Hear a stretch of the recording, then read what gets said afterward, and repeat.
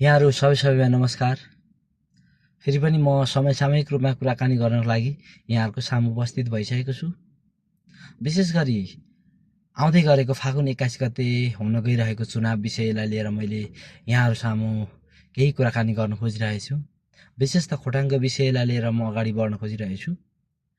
विशेष गरी खोटाङमा 13 वटा दल र 2 स्वतन्त्र गरी 15 जना प्रतिनिधि सभा सदस्यको लागि नाम दर्ता चयन भएको छ।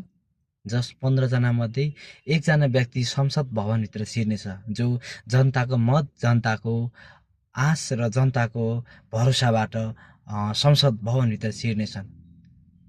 ती व्यक्ति संसदभित्र छिर्दै गर्दाखेरि, संसदभित्र जाँदै गर्दाखेरि खोटाङ जिल्लाको लागि पनि ठुलो एउटा आश रहने देखिन्छ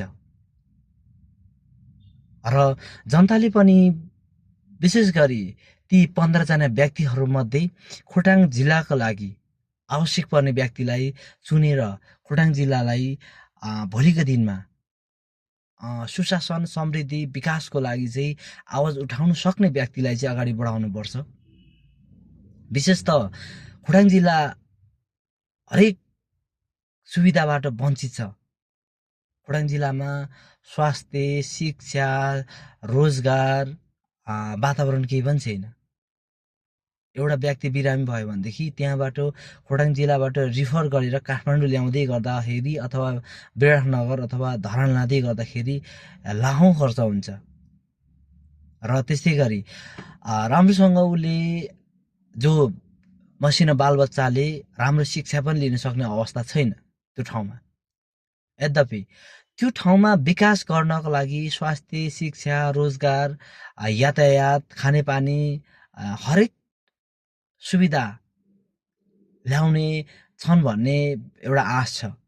त्यसले गर्दाखेरि खोटाङ जिल्लामा जित्दै गर्दाखेरि त्यो व्यक्तिले जित्नुपर्छ, जो भोलिको दिनमा विकास गर्न सक्ने व्यक्तिले जित्नु आवश्यक ठान्दछु म। खोटाङ जिल्ला भूगोलको हिसाबले गर्दाखेरि, भूगोलको हिसाबले अथवा हरेक चिजले धेरै पछि छ। तपाईहरुले भोट गर्दै गर्दाखेरि, तपाईहरुले व्यक्ति चुन्दै गर्दाखेरि पार्टीलाई मात्रै हेरेर भोट नगर्नुहोस् अथवा व्यक्तिलाई हेरेर मात्रै भोट नगर्नुहोस्। त्यो पार्टीभित्रका, त्यो व्यक्तिभित्रका खुबीलाई हेरेर तपाईले भोट गर्नुहोस्। तपाईको समुदायमा आइरहेको होलान् विभिन्न पार्टी, विभिन्न दल, विभिन्न सङ्घ संस्था अथवा विभिन्न स्वतन्त्र व्यक्तित्वहरू आउँदै हुनुहुन्छ होला। उहाँहरू भोट माग्दै हुनुहुन्छ, उहाँहरूको एजेन्डा लिएर आइराख्नु भएको छ। तर उहाँहरू भोट माग्न आयो भन्दैमा उहाँहरूको कुरा सुनेर भोट गर्ने हैन। तपाईको भोलिको, तपाईको समुदायको, तपाईको परिवारको भोलिको दिनमा सुनिश्चित कसले गर्न सक्छ त? संसदभित्र छिर्दै गर्दाखेरि तपाई हाम्रो आवाज कसले उठाउन सक्छ त? खोटाङको मात्रै आवाज हैन,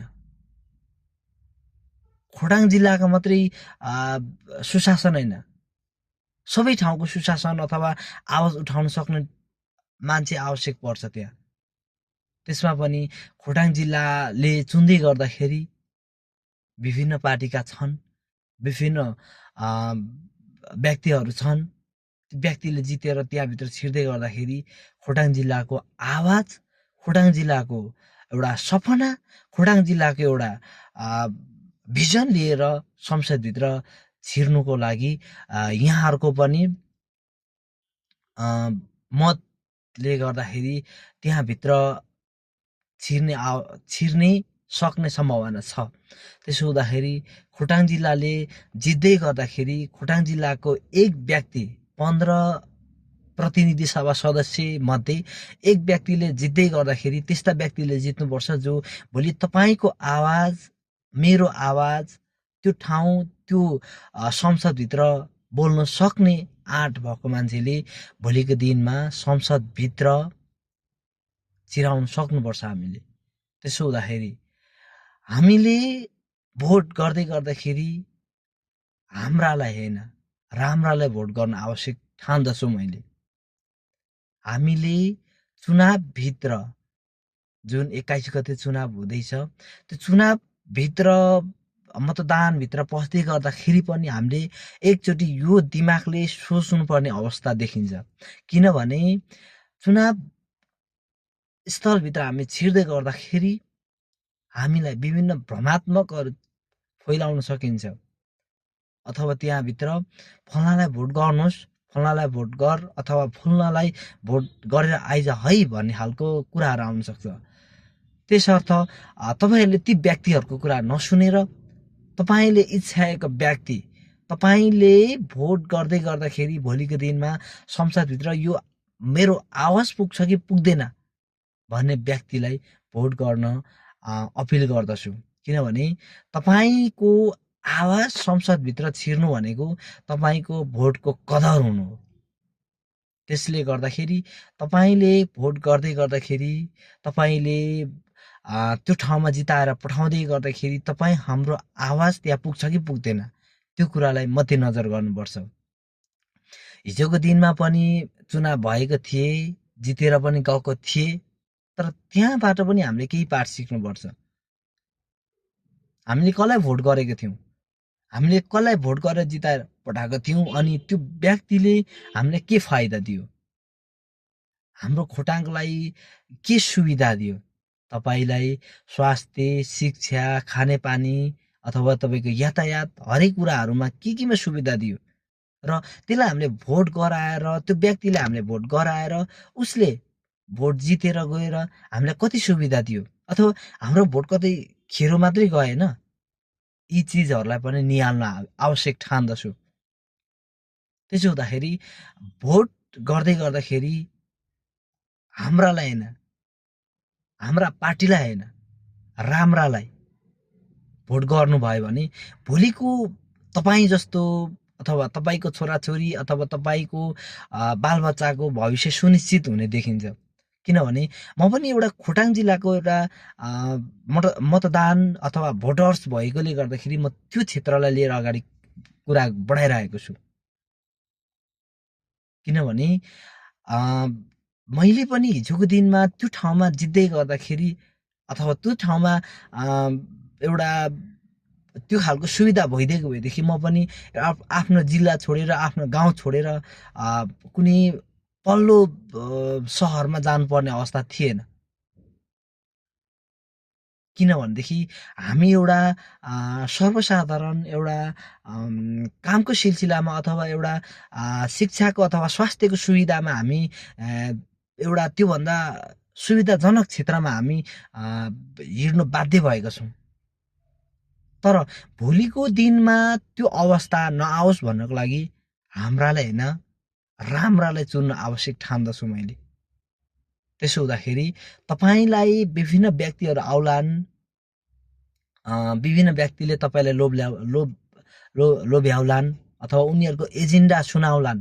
एजेन्डा योभन्दा अगाडि पनि सुनिहाल्नुभयो, त्यो एजेन्डा कति पुरा भए, कति पुरा भएनन्, अथवा योभन्दा अगाडि विभिन्न पार्टीको एजेन्डाहरू थियो, त्यो पार्टीको एजेन्डाहरूले कुन पार्टीले कति सुविधा दियो अथवा के गर्यो, त्यो पार्टीभित्र रहेर कति एउटा खोटाङ जिल्लाको लागि आवाज उठाए, खोटाङ जिल्लाको विभिन्न व्यक्तिहरूले कतिले न्याय पाए, त्यो कुरालाई पनि ध्यान दिन हामीले आवश्यक ठान्दछु मैले।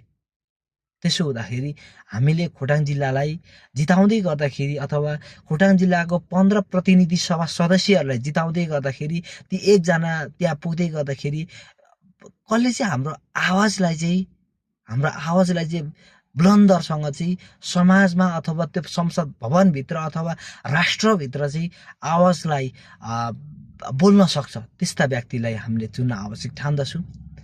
त्यसो हुँदा हाम्रालाई होइन, राम्रालाई चुन्न आवश्यक ठान्दछु मैले। र यहाँहरूले पनि त्यहाँको क्षेत्रमा भोट गर्दै गर्दाखेरि यहाँहरूले पनि एउटा व्यक्ति चुन्दै गर्दाखेरि राम्रालाई चुनेर पठाउनु भयो भने तपाईँको आवाज, तपाईँको सवाल त्यो संसदभित्र पुग्नेछ। हस्, धन्यवाद।